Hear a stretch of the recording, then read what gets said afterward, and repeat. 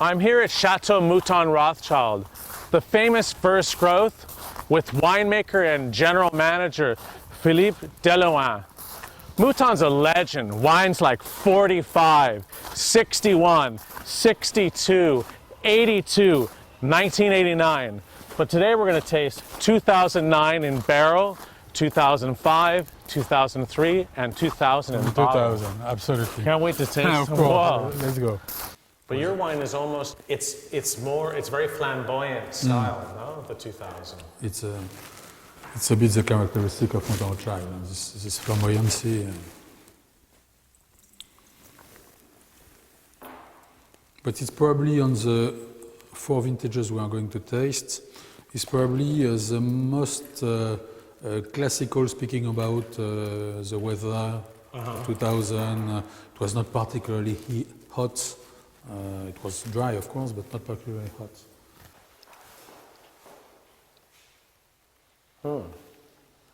Wow. No, belle nez. It's nice nose. It's fresh. Fresh, good level of freshness, but also this that particular oppulency. 2003. 2003. You can smell the sun in the glass. But then there's a floral freshness, no? Yes. C'est floral. Ouais, yes. So that Cabernet Franc gives it a little bit of the fresh herbs, though. Generally, freshness of some floral notes or very or fruity notes like can say wild berries, for example. Ça c'est bon. It's really good. Je suis d'accord. Much more complex, and that lead pencil, the density, mineral, a texture, a kind of complexity.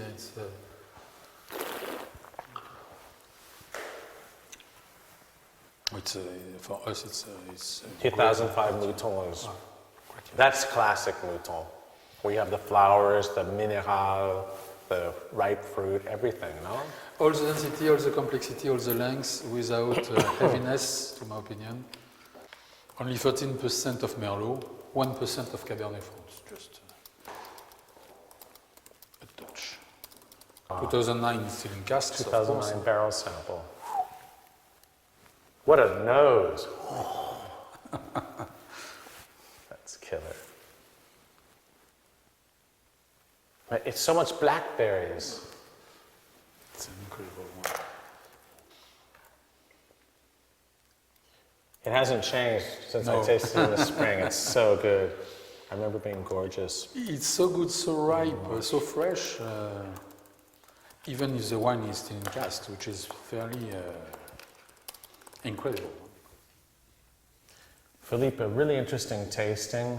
You came in 2003. 2003, yes. And you can see a progression. I think the wines at Mouton are getting better and better. Thank you. The 2000, I liked. It's very ripe, round, plummy, very attractive and enticing. And there's plenty of that, plum. It almost verges on being jammy, but it just stays fresh and beautifully Bordeaux. I'm 93 points on that. I think it needs another couple years of age. Of course. Then interesting, the 2003. Most people would have thought 2000 would have been better. I prefer the 2003 in Mouton. Today, at this stage, I prefer also. I like the richness, the ripe tannins. It's very attractive now. It's thick, dense, beautiful. But then at the end, you get plenty of tannins and freshness. I think that's going to age really well. Very, very, very well. For me, that's 94 points. I think that's clearly a beautiful wine. Then we go to the 2005 flowers, currants, cassis. That's really going back to the classic style of Mouton. When I think of Mouton, I think of 1982, 1959, 47, 61, 62, things like that. And that has the mineral, the flowers, the currants, cassis, the complexity. That's what we look for in Mouton. That subtle richness, that subtle beauty. So I'm 96 points on that. Obviously, you should leave it for 5-10 years still, but at least. And then we get to the 2009. The 2009, I think is going to end up being the greatest Mouton made since maybe 59 or 82. That's amazing wine. The nose, incredible aromas of blackberries, minerals, cassis, mint, it's phenomenal. Then the palate, it just is gorgeous with rich tannins, but they're so polished. What structure and length. What a wine. I just, maybe the best wine of the vintage, we'll see. It's, and for me, it's the best wine of my life for the moment. So 98 plus. So 98 plus, it could be 98, 99, 100, who knows? It's a great reference, and of course the wine is not totally ready yet because it's still in cask. Of course. And it will, of course, develop a little bit until next year. Thank you. Thank you. Great tasting. Thank you.